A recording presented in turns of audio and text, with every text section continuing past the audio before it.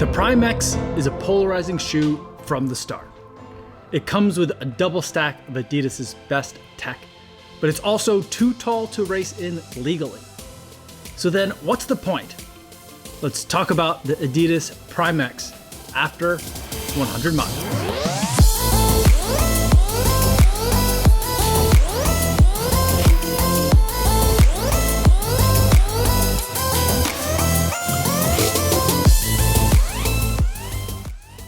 12.1 miles total in the Prime X today, with 3 of those miles at marathon effort, 2 times 1 mile at threshold, and a set of 8 strides. So I could literally put the Prime X through its paces as I get it to the 100 mile mark. Now, before I give you my thoughts on this shoe, I do want to go over some disclosures. This is a shoe that I bought myself. No one sent it to me. No one's paying me to make this video, and no one's going to get a chance to preview any of my footage or my thoughts before you guys get a chance to see this video on YouTube. So with that disclosure out of the way, let's talk about the Prime X after 100 miles. First, let's talk about what the controversy is with this shoe. And there's like a technical side and a practical side to the controversy about the Prime X and why it inflames so many people. First, let's talk about the technical side of it. It's technically 2 times illegal. So not only is it a 50 millimeter stack height in the heel, which is 10 millimeters above the legal limit for world athletics purposes. Basically, if you're trying to either win a marathon, that's a certain level of status, like a gold label kind of race,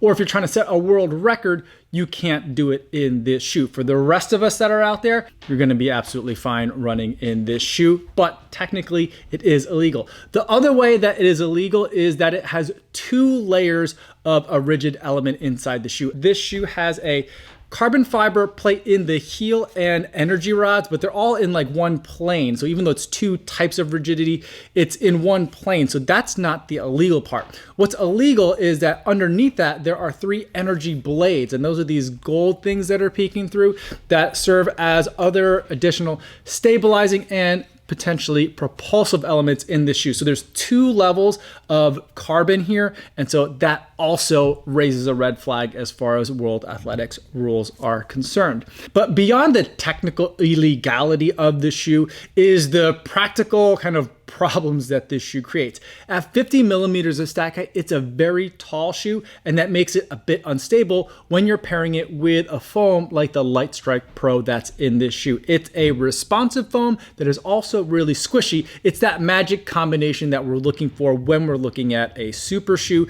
that this shoe has in abundance. It basically has 3 layers of that super foam because it has the 1 layer of the energy rods and then the energy blades in between there, sandwich in there. So it's kind of like a BLT sandwich of super shoe materials that are in here. But because of all that squishy foam, even with the amount of carbon that's in here, it still tends to be unstable, especially when you're in the turns. And that's not helped by the fact that the upper here is pretty loosey-goosey. It's very similar to the upper that was on the Adidas Pro 2, which was fantastic and like kind of regular racing super shoe stack height. But when you make it a little bit taller, you really feel like you could use a little bit more lockdown, especially for me in the ankle. Like, I know it'd be super weird, but I felt like if they could make this like a mid-top shoe instead of like a regular running shoe, that actually might help in terms of some of that ankle stability.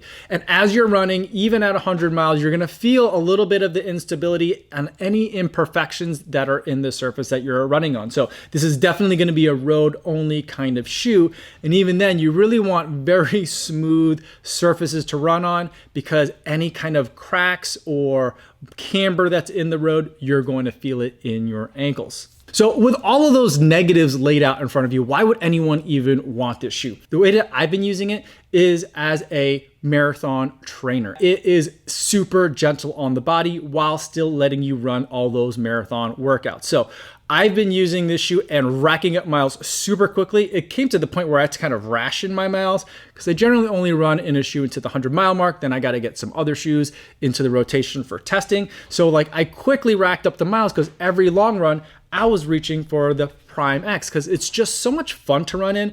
That triple layer of Light Strike Pro with the dual layer of carbon is a really fun combo. You've got a really wide landing pad in here that is very kind of Alpha Fly-esque in terms of like this big bulbous area that you're landing on, absorbs all the impact from the road, squishes, and then springs right back into that next stride. And it's a really fun and powerful sensation put together. Now, people are talking about like, hey, careful on the turns. Like, I'm not taking this to go run like an obstacle course. I'm using it for my long, flat, and fast workouts.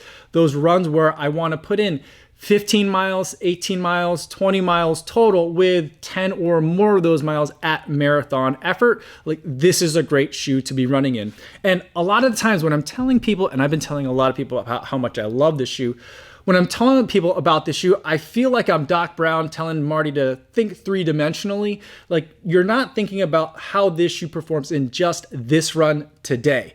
You're thinking about how you're going to perform in this shoe today and how it's going to make you feel later in the week as well. Because it's so easy on the body, you're going to be able to recover faster from those workouts in terms of wear and tear on the bones, on the muscles, and you're going to be able to maybe squeeze in an extra workout a week, or maybe get to an extra hard workout later in the same week and feel a little bit fresher for it. The limitations for this, though, for me, is that I like this at marathon effort. I like it at half marathon effort and even up to threshold effort, but right there, that's where I start to feel kind of like some of the bulkiness of the shoe. Now, it still comes in at a relatively light weight, under 9 ounces for my men's size 9, but because it is a tall shoe, because there's just a lot of stuff here, I am still feeling like at threshold effort, I kind of feel like there's a lot of shoe underfoot, and maybe if it's a threshold mile repeat type of workout, I might reach for something different. But at half marathon to marathon effort miles, this thing just sings. I love running in it, and it helps me feel really good when I'm done with the workout as well. So that's how I've been using it, and that's kind of the paces that I like it at. I did take it out for some strides today, and it didn't slow me down really all that much, but it didn't really feel like a fast shoe. It just felt like I was carrying a lot with me. So it is still capable of running fast. I just wouldn't bring it like to a track workout or anything where I was gonna be running like 400 meter or 800 meter repeats. I just don't think it's necessary, and there's many other great shoes that could use to run that kind of workout. The benefits of that shoe aren't really gonna show up when you're doing that kind of speed. It's during those longer runs, those runs that are gonna be over 2 hours, 2.5 hours. That's where the benefits of the shoe really start to shine through. But now I wanna tell you about what the wear and tear has been like on this shoe after 100 miles. And I gotta tell you, I'm really surprised with how well it's holding up. I think there's 40 millimeters of stack height in the forefoot. When I first reviewed the shoe, all the information that I had that I was able to find online said it was a 10 millimeter drop. Now, if you look at the Adidas website, even though it's the same Prime X, I don't think that they're on Prime X2 yet for this year.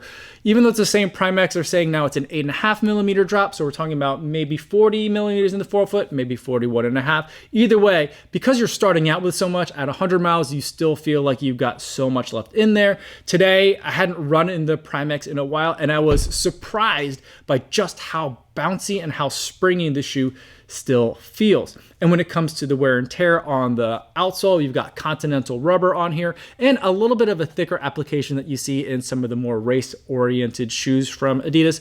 And so it's not quite like daily trainer thickness, but it's more than like your super shoe racer. So you've got plenty of tread on here. And for me, I can hardly tell that there's 100 miles on this shoe. I'm seeing a little bit of wear in this area back here on the sides of my heel, which is where I usually see the most wear. But in terms of on the pads of the feet, I'm seeing almost no wear at all. So I'm supremely impressed with how well this shoe is holding up, even though it's made out of super shoe materials, which typically aren't known for their durability. So ultimately, who's this shoe for? I feel like this shoe is not for everyone. That's certainly for sure. For some people, it's just going to be too unstable for them to do any running in. And I think that it's going to be a little bit of a shoe nerd that's going to appreciate what's going on in this shoe, or someone that's putting in just a bunch of miles and they're trying to squeeze in not only high mileage, but also multiple workouts per week, and they need that quick recovery assistance.